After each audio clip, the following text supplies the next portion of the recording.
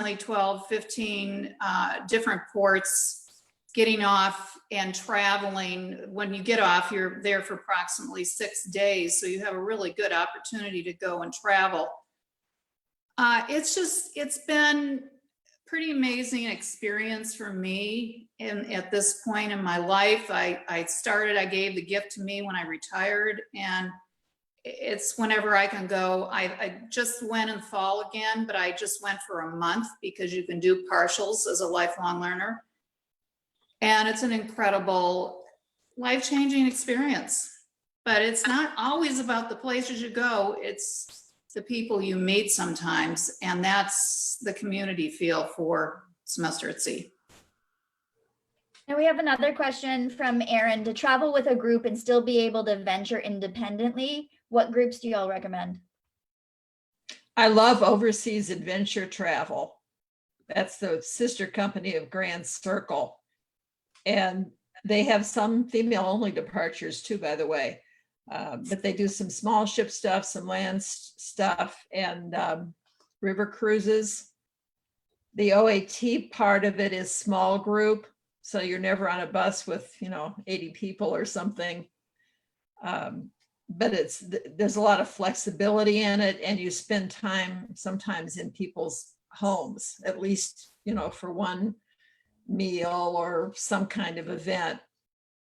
So you're getting out into the community wherever they take you. Anyone else want to jump in on that? I'd have to go back to Semester at Sea again because, and by the way, I've got to say, it's nonprofit. I talk about Semester at Sea as was big life-changing experiences, but I don't get anything out of this. I don't get an upgrade in a cabin or anything. It's strictly nonprofit. But what I was going to say is, you're on the ship and you're studying every day at sea. You're in classes if you choose to. And once you get to port for 6 days, you can choose to do whatever you want to do. You can go off on your own, you can go with a group, or they offer very well organized trips that you can buy into and take with them. So it's a combination. Most of the kids go off in small groups and do it cheaply. The hostels or whatever, but it's a really good combination. And unlike a cruise that's in and out in one day, you're in that port in the country. You can fly off in India, you can fly to north of India and get back to the ship in 6 days and see a lot in that time. Yeah, and I guess educationally, I'd have to say I went to Italy for a year to study art. That was one adventure. I've taught in Singapore, so educationally, again, that's a reason why I ended up going somewhere and connecting with a different community of people.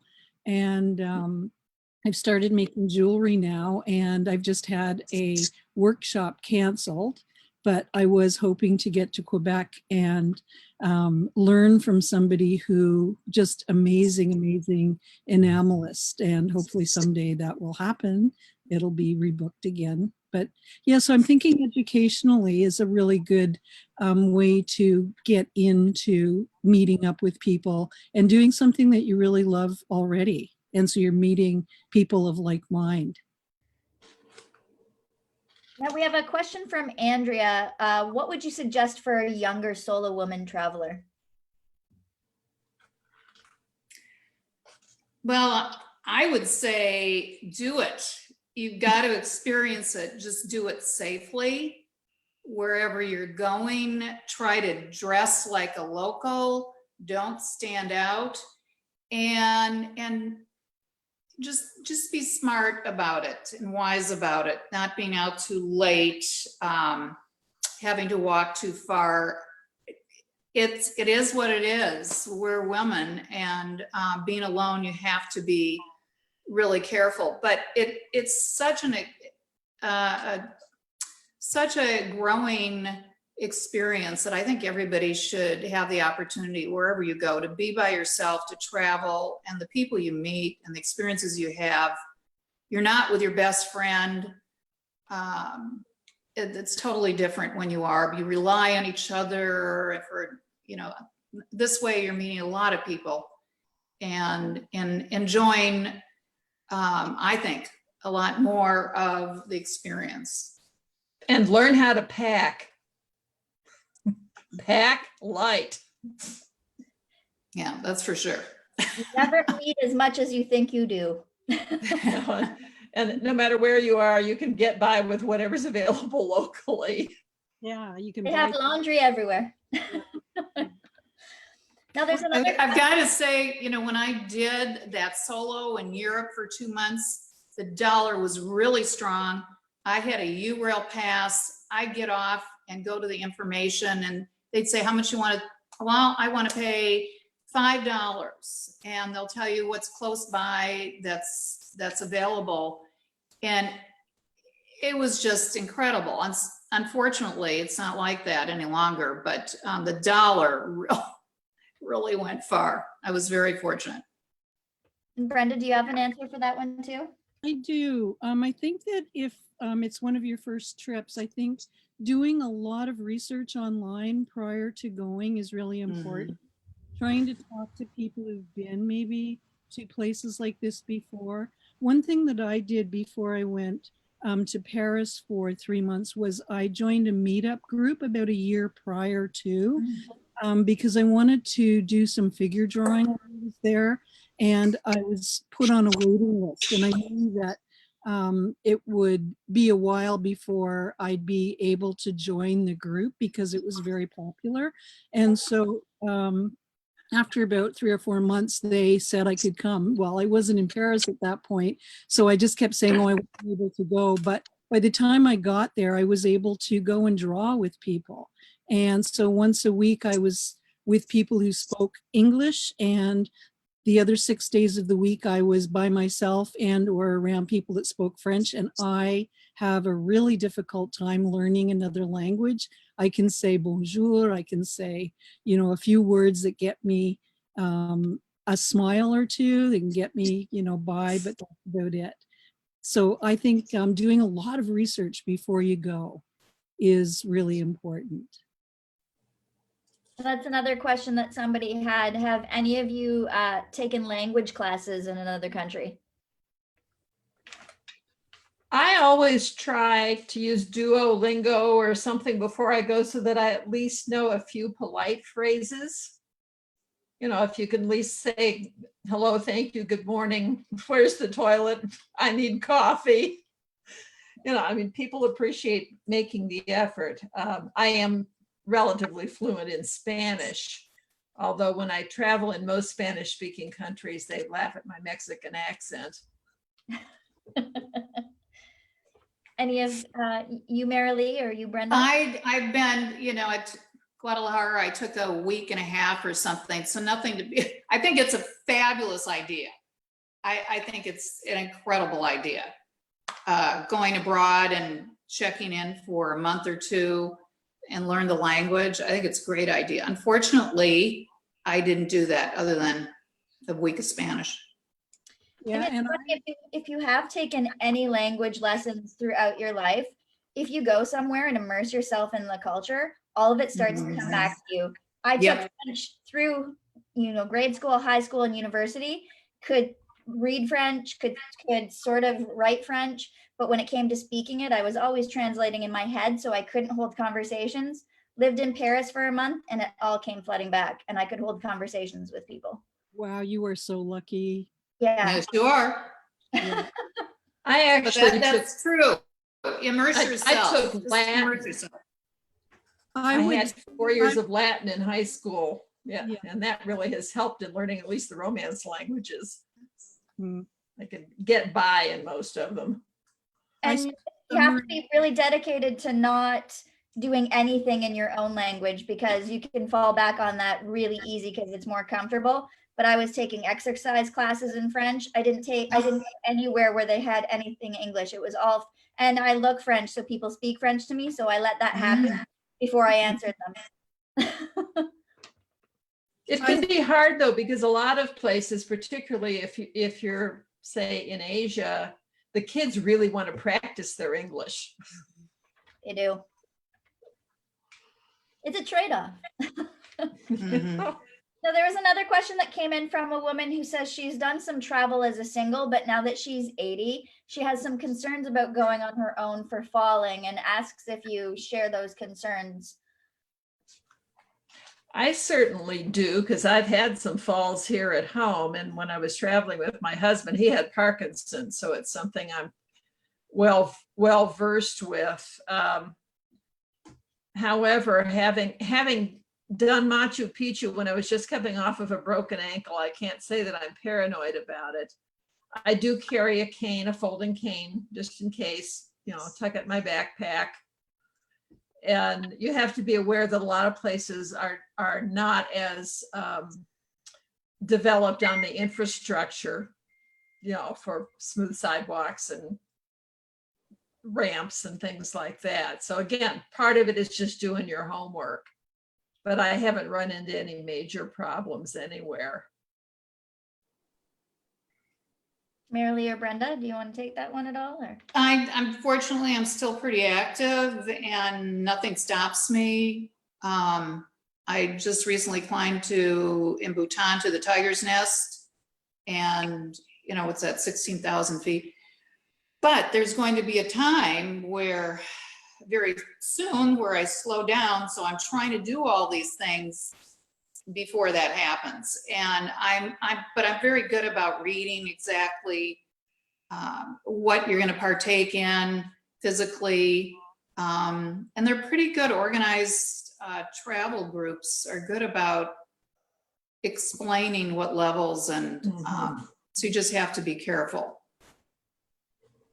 That's a situation where you may start looking into the groups where you can go with the group and then, flex the schedule for your own purposes if you need to, but you may want some backup there if you're starting to have any kind of health issues.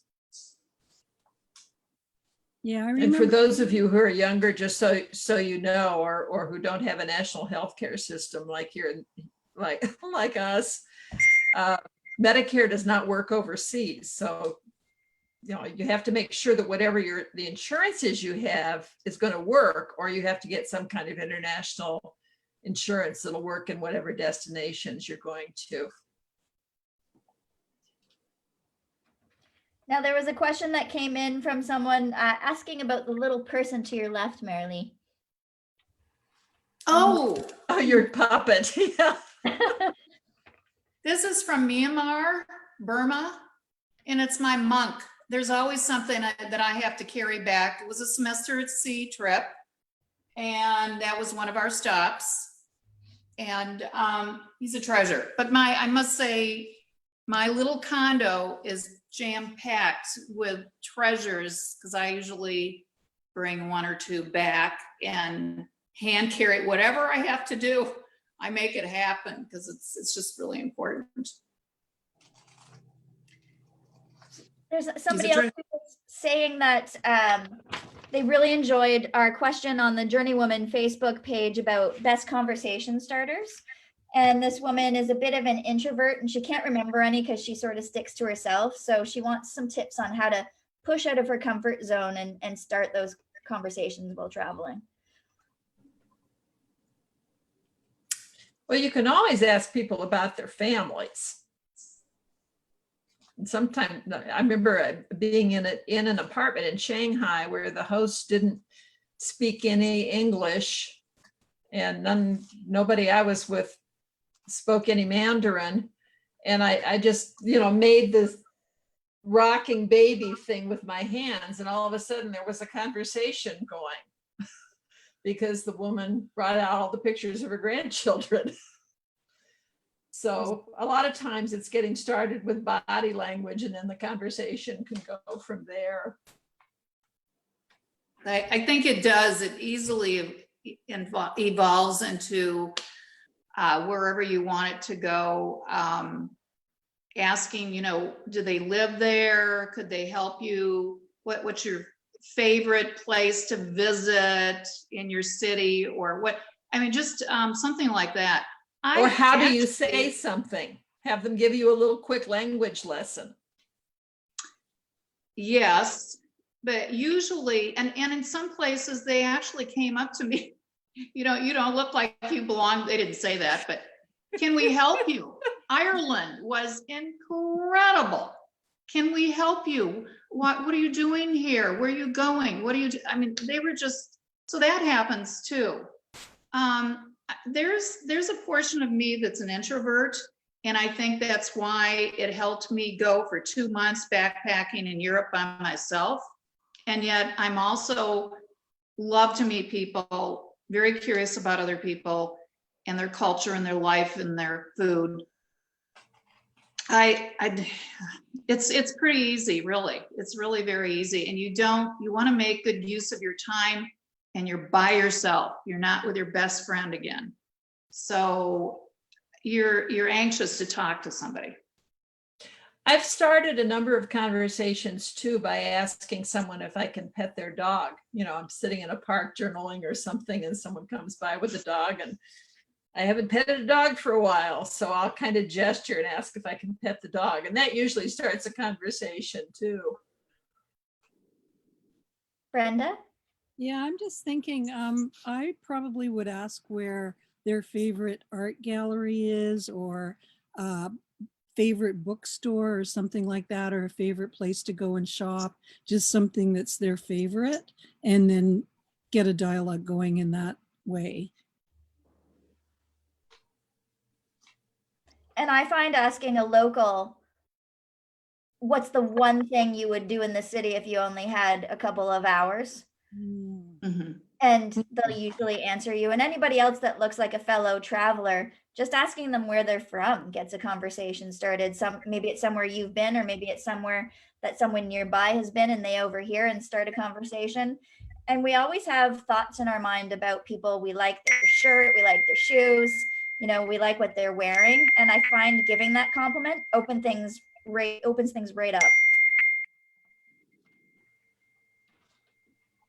I've had a lot of good conversations talking sports too.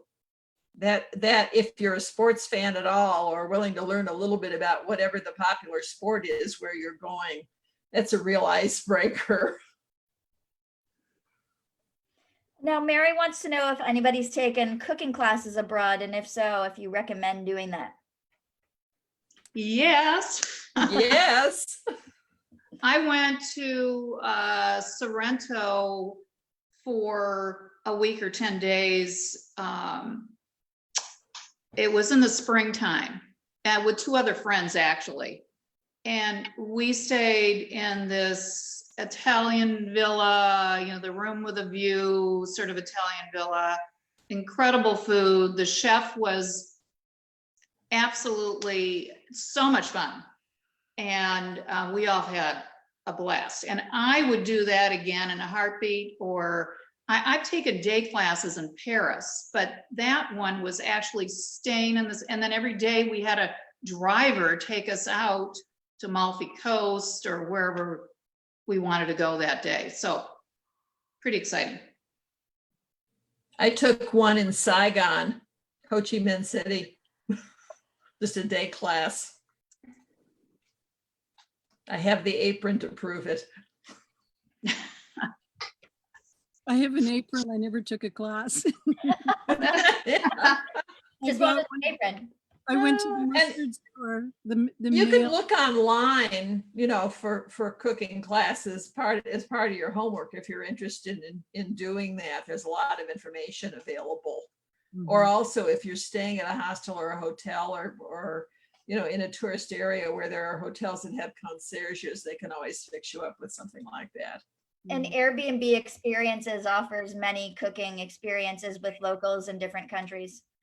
One thing that I did was I looked up some of the bloggers that were in the cities that I was going to. And there's one I'm just thinking about in Paris, David Leibovitz, who has written a number of cookbooks. And he was doing a talk once when I was there. So I was able to attend that. And it was fascinating. It was just a wonderful get together with people that followed him and were attending this one evening that was quite spectacular. So following bloggers. Yeah.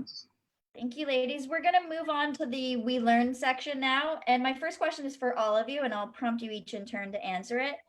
what did you learn about yourself on your first solo journey? And the second part, what did you learn about the world?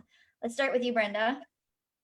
I'm going to say that because it was the trip where I went, and it was an emotional trip for me, and I knew that it was laying the foundation for the potential for when I would be in this world without my parents.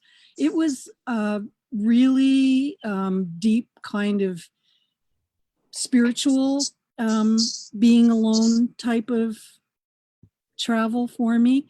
And I did have a mentor who was in the same city. She helped me to find an apartment, but I think I only went out with them in the month. Her and her husband, I only went out twice with them.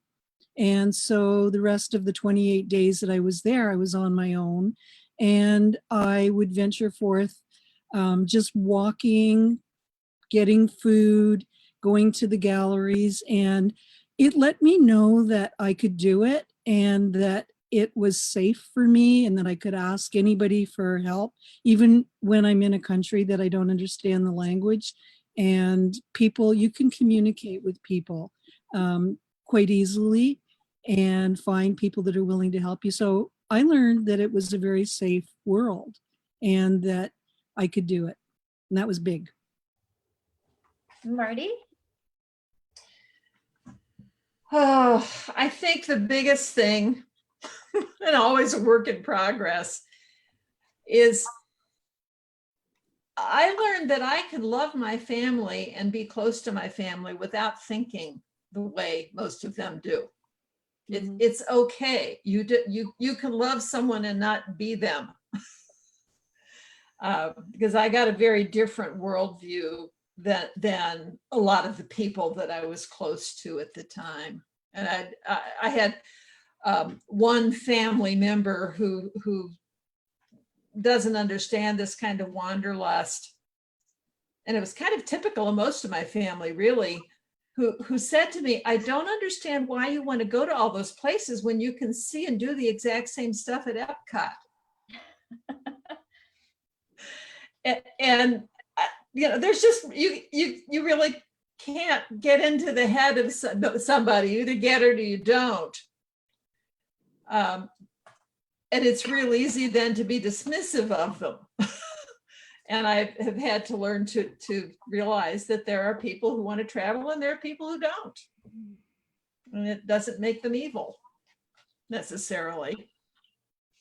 So true, Marty. And what about you, Marilee? I think I've already said, you know, gaining confidence in myself, knowing that I can do this. I'm a good organizer, a good researcher ahead of time. And I felt really empowered by it. And because of the situation, I was so excited. I was just itching to get away for a long period of time and challenge myself and see how I come out in the end. I came out all right. I just had the one minor issue, but I got through it. And so because of that, though, it did, as I said, it changed my trips from being totally solo to hooking up with some people at you know, wherever I was going at some point. And that worked really well for me. But I'd say that everybody needs to try a solo trip at one point or another. It's truly an amazing growing experience. Brenda? I'm just thinking, even just traveling, if for people that haven't done it before, traveling in your own city and going out, or if you don't live in a city, go to the nearest city, take a day trip there and spend time just being on your own and going into stores and, you know, do your research beforehand so that you have an idea of where you want to go and have a little list. I mean, because I write, I carry a book with me all the time and it makes it very easy. It becomes my company. If I want to sit and have a cup of tea or a cup of coffee, you can just sit and you can write and you can observe people and, you know, get up and wander and discover new places, you know, that you've never been to before. But if it makes you feel safer, do it in your own close vicinity. Discover new things there first. Yeah. This is a question for you, Marty. What do you think travel teaches us at different periods of our lives? And what's the absolute greatest lesson travel has ever taught you? I think it teaches us how to be more adaptable. And that's different at different periods of our life too. The whole thing about survival of the fittest, the whole Darwin thing. Darwin was not referring to smartest and strongest and fastest and whatever sounds like the Olympics. Survival of the fittest meant survival of those who are the most adaptable, most able to change with changing circumstances and environments. And I think younger, you adapt socially. As you get a little older, maybe you adapt a little more emotionally and spiritually. When you get to a certain age, you learn how to adapt more physically. When your body is starting to work differently. So those are all kind of interchangeable at different points. But I think it really is all about adapting to where you are and adapting in internal and to where you are externally. Okay, now this is a question for all of you. If I could wave my magic wand and make travel possible right now, where's somewhere that you would go back to right this minute?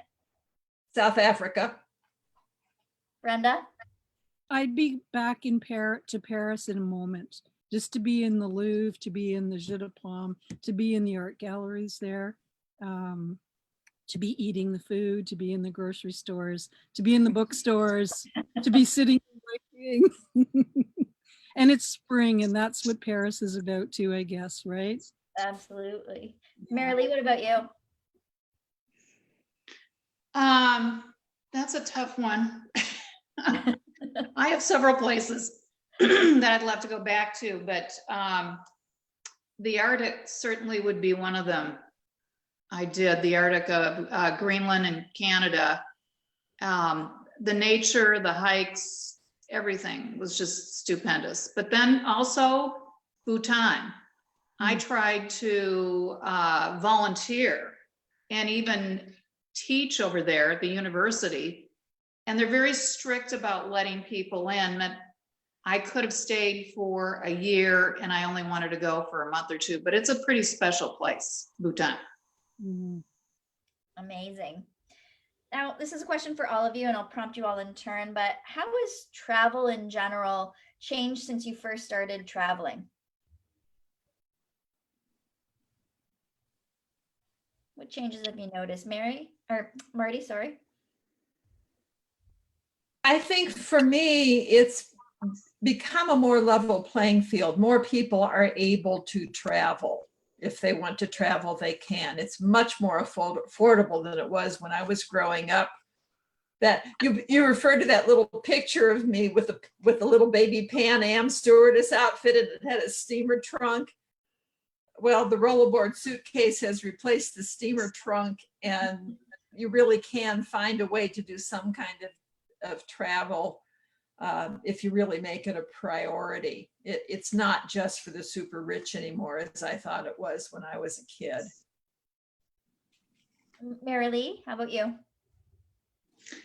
Well, I think as you age, you go from backpacks to, suitcases to, I have gone through so many suitcases because I'm always looking for that perfect black dress, the perfect with a light and the great wheels and the spinners and all that. So I spend more money on my luggage finding the perfect, because I don't want to pull it anymore. So that's changed a lot, and that's made it easier as you get older and you don't want to take as much with you. It's for me, I find it's expensive. It's more expensive, I guess, because when I was young, I was spending $5 a day or $8 a day. And I'm older, I'm not backpacking. I don't want to stay in the $5 a day little room in somebody's house. So that changes. So you work with all that and decide what you can afford to pay for and not. So. And Marilee, have you found the perfect suitcase yet, or are you still searching? That was a question from the community. I have several down there. I'm very picky about the weight and the rollers. And yes, I have different sizes depending on where I'm going. But that roller, that spinning roller thing is the best thing, at least right now. I used to have one on wheels that I pull, a duffel bag. It was very similar to the orange one yeah.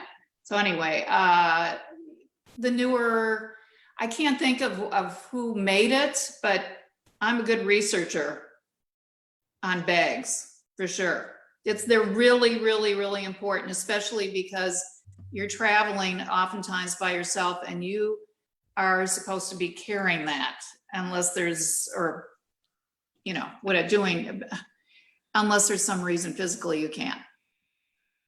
So maybe after this session, we'll start a thread on Facebook talking about Marilee's favorite bags in her collection, and then we'll get questions from all of you. Okay, I'll go down and the kinds of day packs that have RFID built in and the steel mesh straps so nobody can cut them off you. Yeah. Brenda, how about you?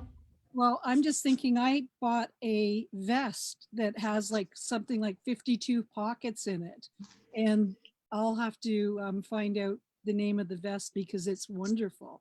And I would wear that on the flight so that I had things at my fingertips. But I think the thing that changed for me would be that there are more people that are traveling solo and there's more women that are traveling solo. Oh yeah. It's more accepted. So back in the day, it was like, what are you doing out here by yourself? You know, and people would, I mean, maybe it's because we were younger, people would follow you and you'd have a little bit more difficulty, but and as you're older, you're able to more disappear into a crowd. But I think, again, more people are traveling on their own, and I think it's a lot more acceptable. I think it's wonderful. So now I'm envisioning a post from the three of you that talks about a few of your favorite travel things, and then we'll get everybody to contribute to it. And then we can put it in on the things we love section on the website. Yeah. Amazing. So Marilee, what's your favorite mode of travel and why? Air, land, sea, if you had to pick one. Well, I'm most passionate the last 10 years about semester at sea. It's been really easy, fun, educational, community builder experience for me. It's by ship. You bring all your stuff on and you leave it, except for when you travel for a few days, you fly off somewhere on those 6 days that you have in port. So you bring along a smaller piece of luggage. It's just been the most comfortable for me, and it seems to be for lifelong learners comfortable for the 30-year-old as well as the 80-plus-year-old. And I know I will be doing this in my 80s. Plus, you're capable of, you know, you don't have to go the entire semester, as I said earlier. You can go for a shorter period of time. It's my favorite. I'm very passionate about the program. That's the only kind of boat that appeals to me. Well, don't let the idea of a cruise scare you out. No, exactly. Because they're not all the same. You do your homework. I mentioned before, I'm a huge fan of the river cruises. That's, you know, you land in the city centers, in the old cities, and where you're in walking distance of everything you really want to see, and you can come and go from the ship as you please.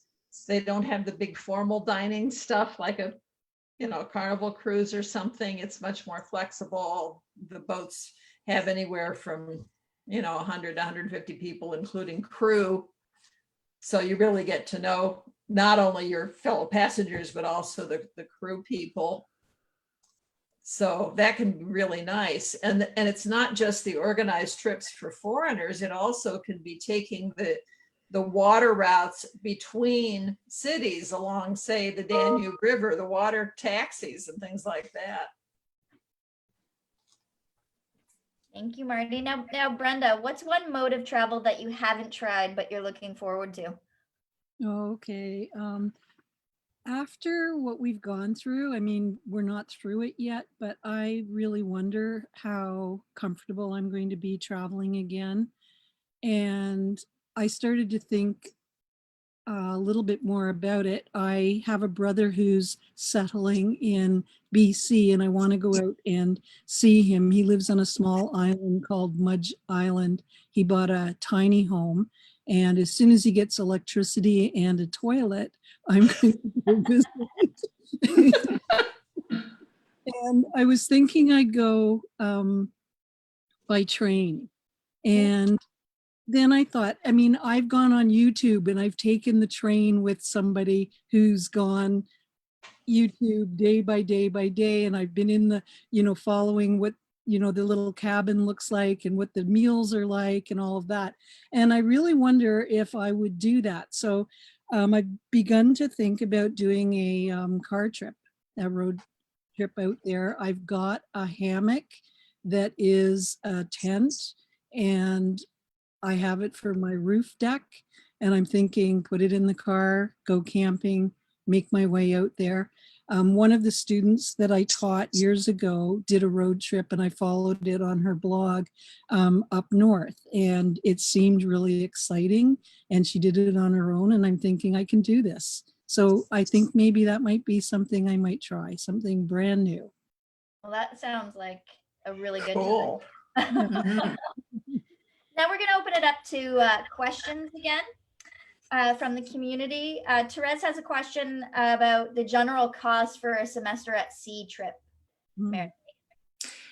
I would suggest that you go on semesteratsea.org, because it's like any ship. It depends on the cabin you choose and the amount of time you go for. So if you go for the entire 3 months, it's obviously a lot more than going for a month at a time, whatever. They've tweaked up their itineraries for the fall and the spring because of this whole situation. So within the next year, fall is not going to start until October. They'll be really working with people that want to just go on for a week at a time, try it out, go to Easter Island, fly down there, maybe go somewhere else, whatever. But got to check the website, and then go to the lifelong learning tab, and that'll take you to the cabins and give you pricing. Thank you, Marilee. Now, Andrea was asking if any of you have experience with National Geographic trips. Marilee's done it all.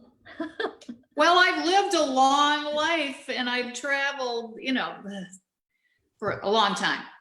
I have, but I have to save pennies for any Nat Geo. Actually, Bhutan was a Nat Geo, and I really had to save for their trips, because they're pretty extraordinarily expensive, but they're also very educational. The guides are incredible. They're also aligned with Lindblad. The Arctic and Antarctic trip I did with them. And then I did the Sea Cloud in Greece and Turkey, which was pretty incredible. So they're all fabulous trips, but there's something you've really got to save for. And then you have to decide if you want to go solo or go with a friend. Well, I've been on my own, pretty independent for too long of a time, so I don't go unless I can pay for my own cabin. And that's how I like to do it, and I have. So, but yes, they're wonderful trips, wonderful voyages, expeditions. So Cynthia has had to cancel a trip to Israel and Palestine this spring and a European cruise with her two teenage grandchildren this summer. She wants to know what you think travel will be like the next 2 years.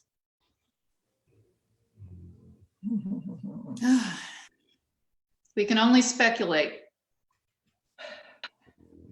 I think No. there are going to be some bargains out there because a lot of countries and a lot of hotels and tour operators and all are really going to be anxious to get us back. So I wouldn't be surprised. The airlines and all. I think we're going to see some pretty good deals for those who are willing to dive back into it.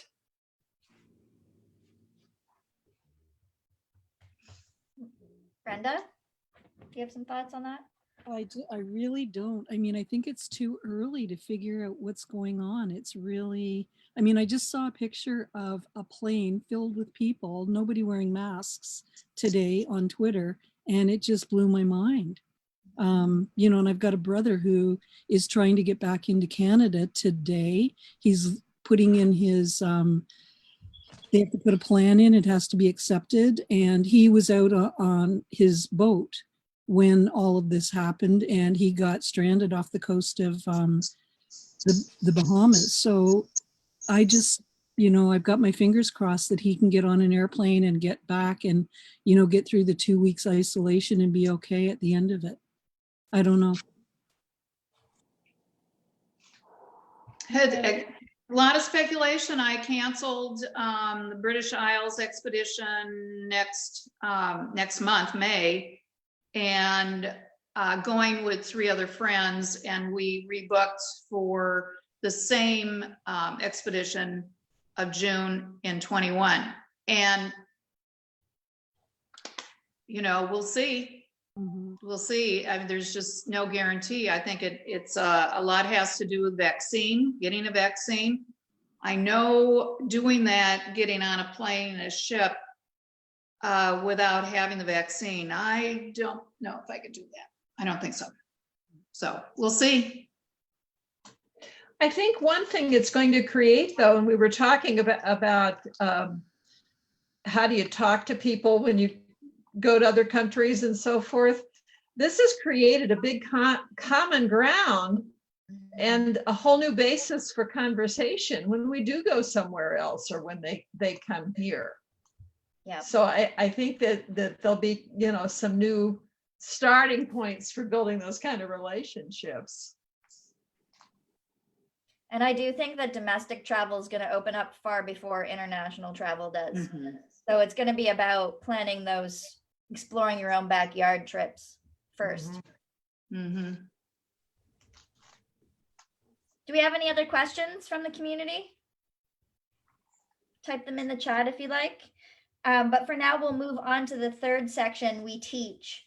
So again, this question is for all of you. What advice do you have for women wanting to get out and see the world by themselves?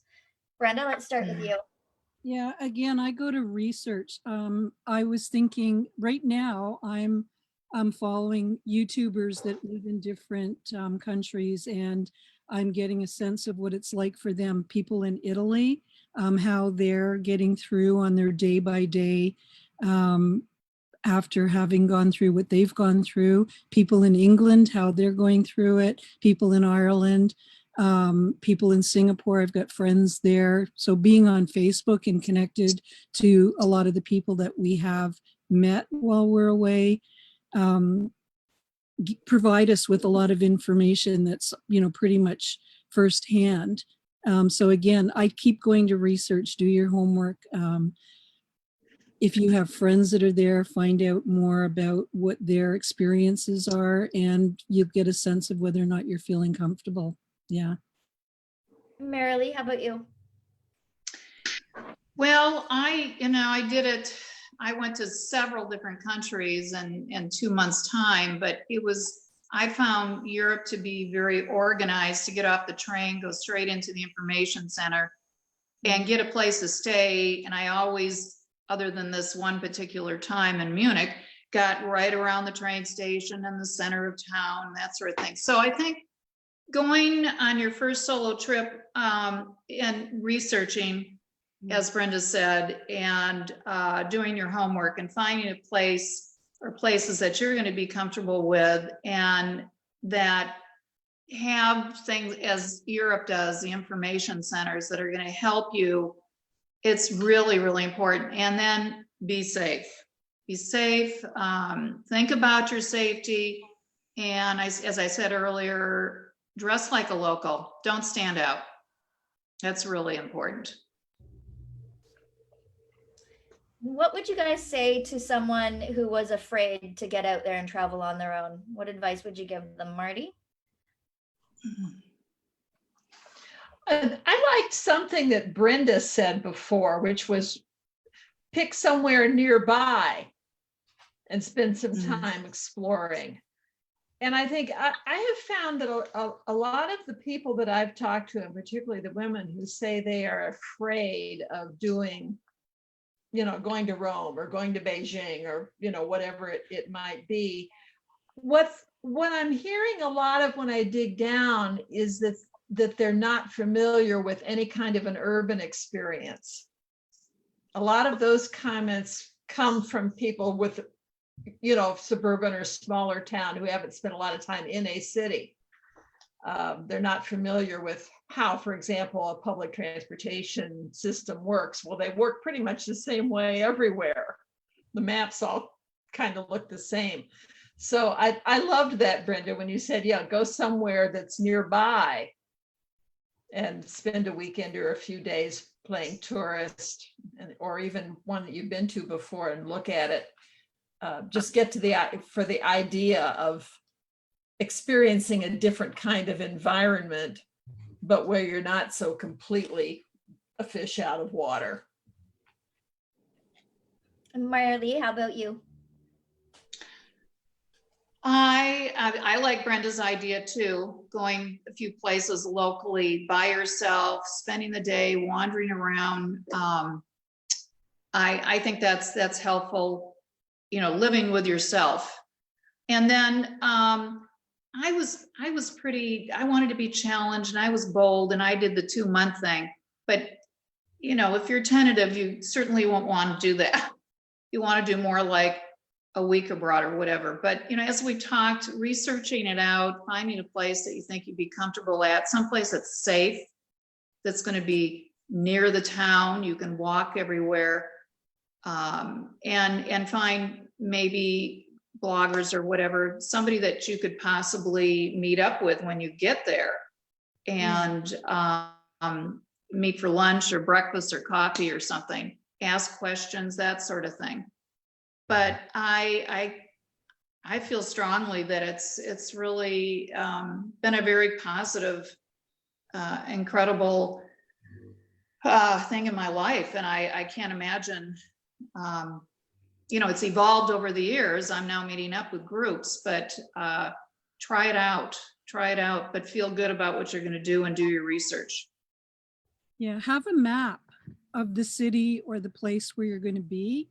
And another thing that I found that was really important for me was to have the compass on my iPhone and be able to figure out I'm going southeast and have a general idea of what direction I was going, because you don't want to be pulling out a map all the time. Having photographs of the map on your iPhone, so it looks like you're looking at photographs or something on your phone, and then having that compass that will help you figure out if you're going in the right direction. That usually helps me an awful lot too. Well, that's where we've grown a lot. Huge change in traveling now is having your cell phone, having your GPS. You want to get to this certain museum, you just plug it in, and you want to walk there, and it takes you. It's amazing. I mean, I don't know. Yeah, we did used to have all those maps. Now you've got your phone, and everybody's looking at their phone, so you're not really standing out, looking at your phone and your GPS. Yep, times have changed. Again, this question is for all of you. How do you think COVID-19 is going to change travel, and in particular solo travel for women?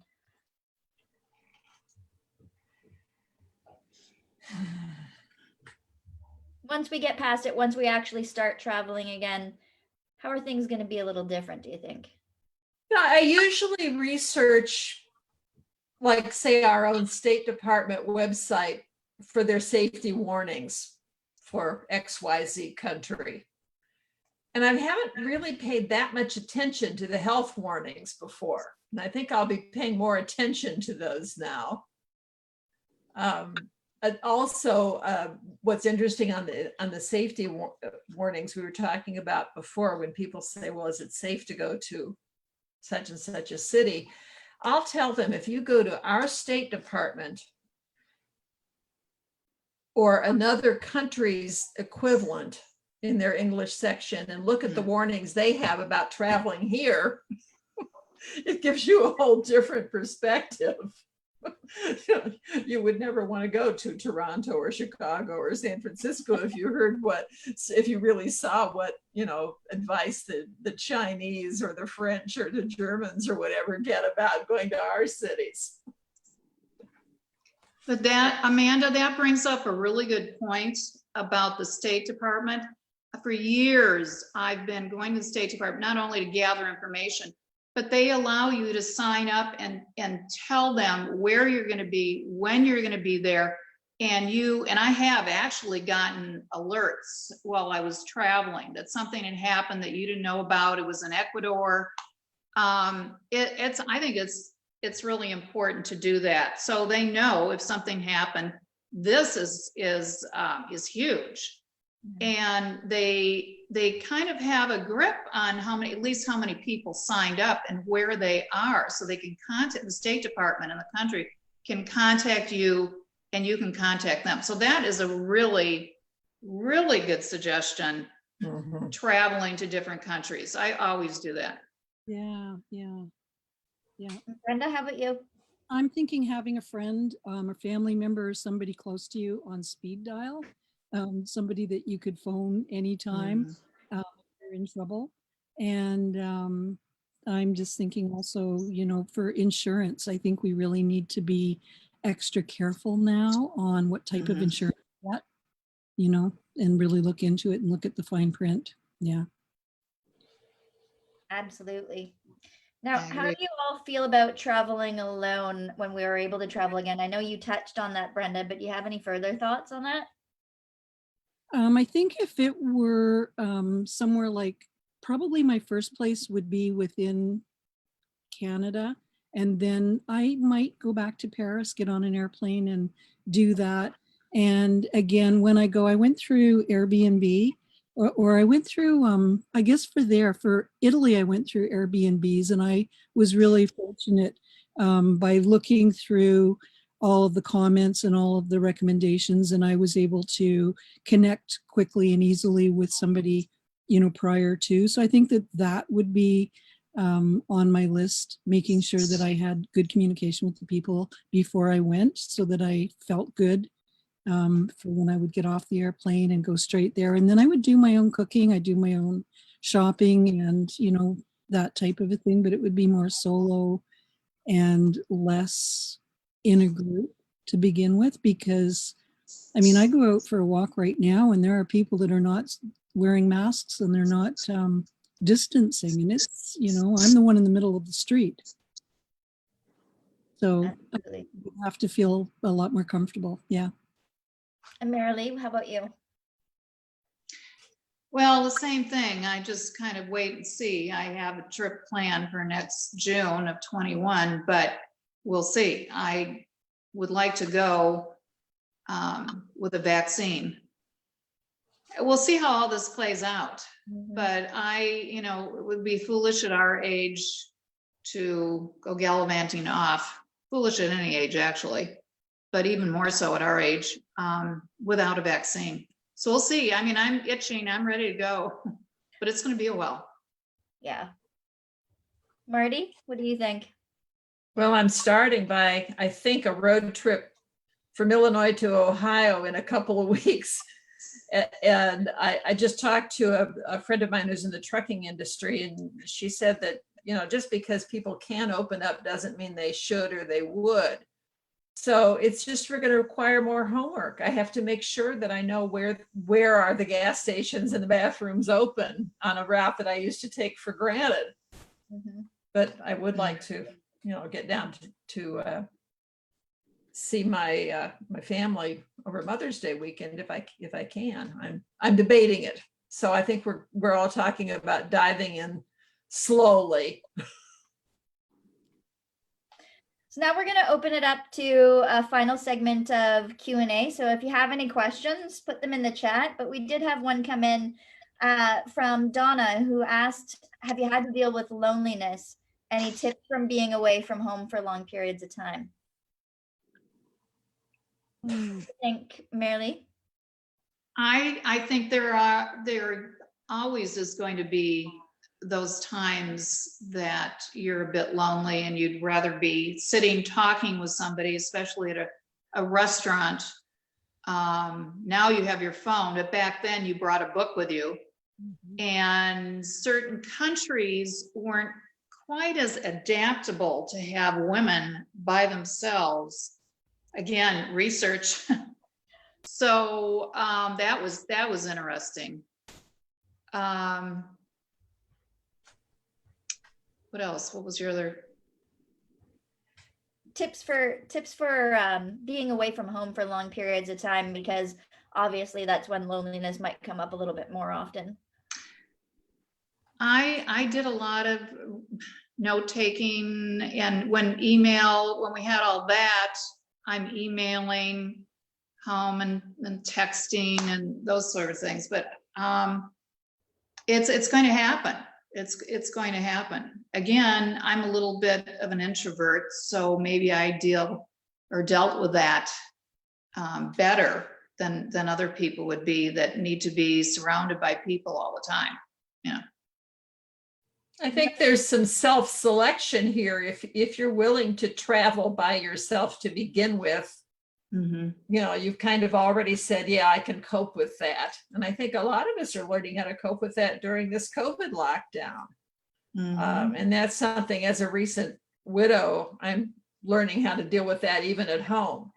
So it's something that we all need to adapt to for various reasons at various points in our life.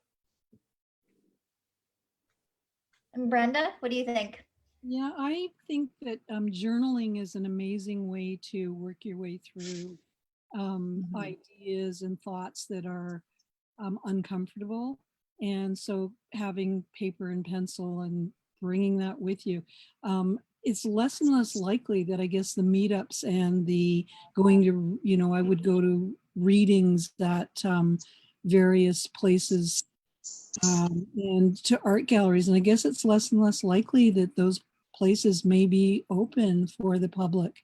There's a lot of being able to go virtually and visit now, and that's something that's a plus, but it's a bit of a minus once we get out there and we do try to get out in public.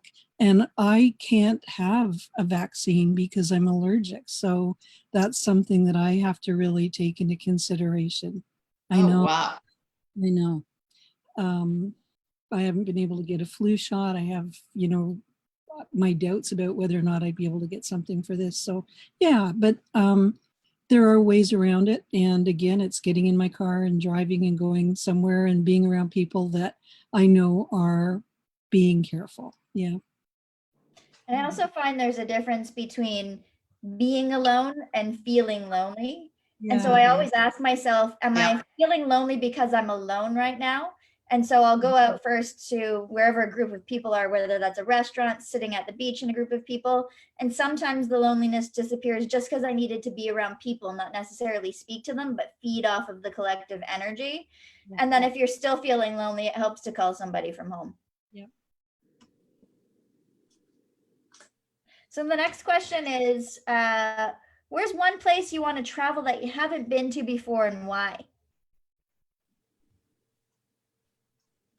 Let's start with I you, want to Mark. go to Panama. I want to do the Panama Canal transit.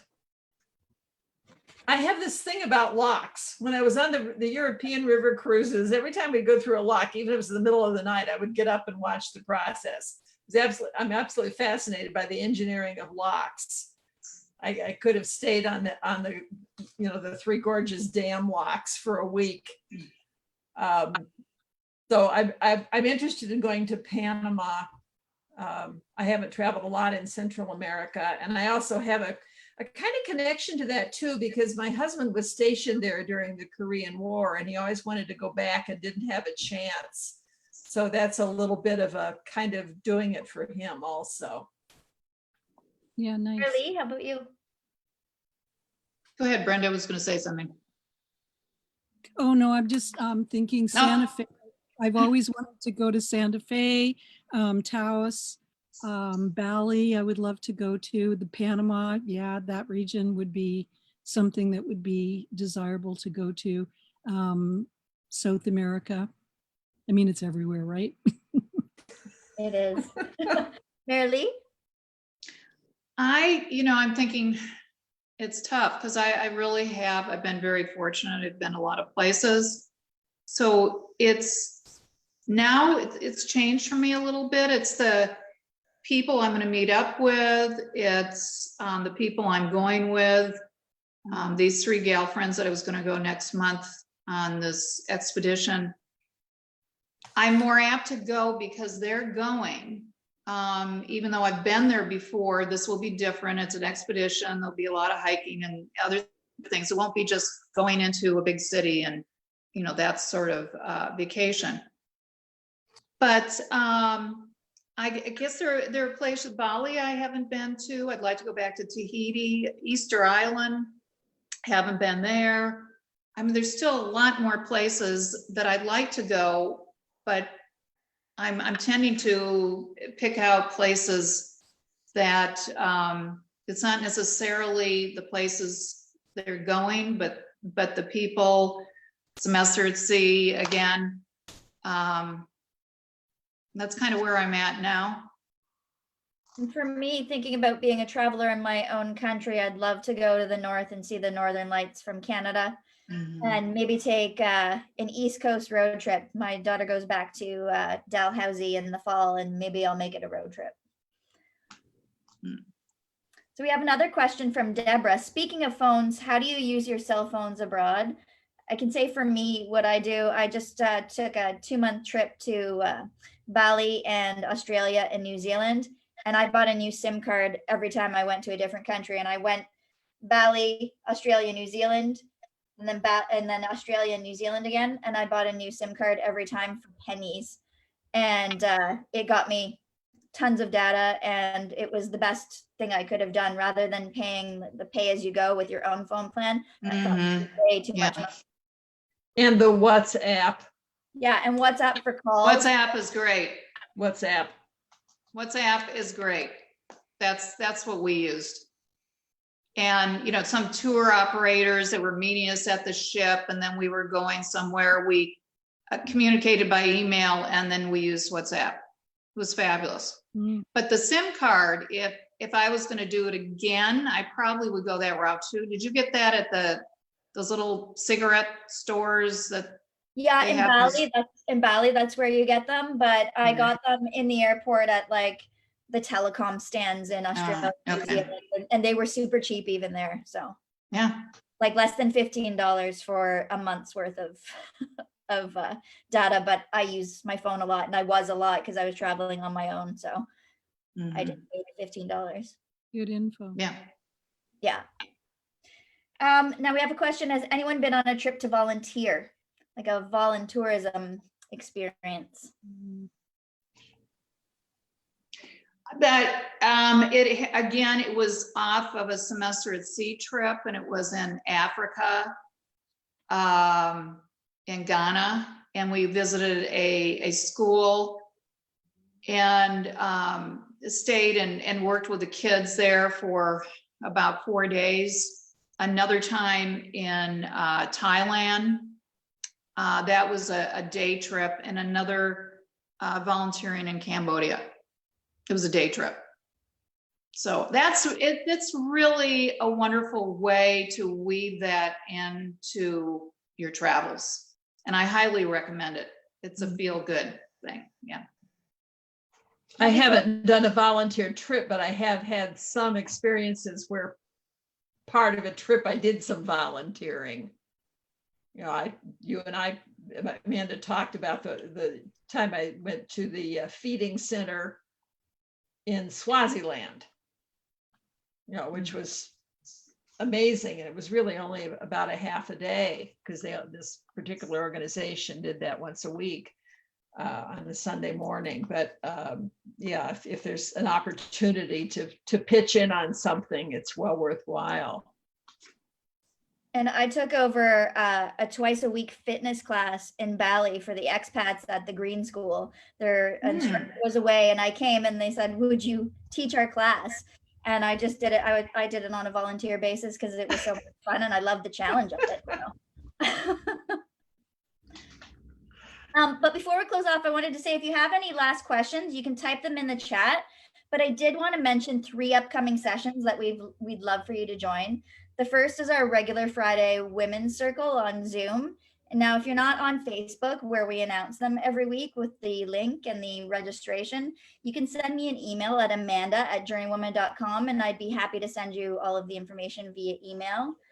Now, the second one is a life coaching session with Natalie Stratton. It's called Shifting to Optimism. That's at 12 noon Eastern Standard Time on Tuesday. And then at the same time, 12 noon Eastern Standard Time on Thursday, we have a live from Italy Cook in Tuscany, Learn to Make Pasta session, which would be delicious. And I just want to thank our 3 panelists for taking the time to join me tonight and sharing your experience and your stories. It's been amazing. And I want to thank all of you who have joined us this evening for your questions, for your interest, for sitting with us and listening to all of our stories.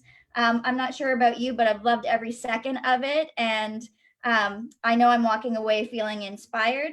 And my challenge to all of you tonight, tomorrow, and the days going forward, I want you all to think about what you can do to take some first steps towards something that you want or you need.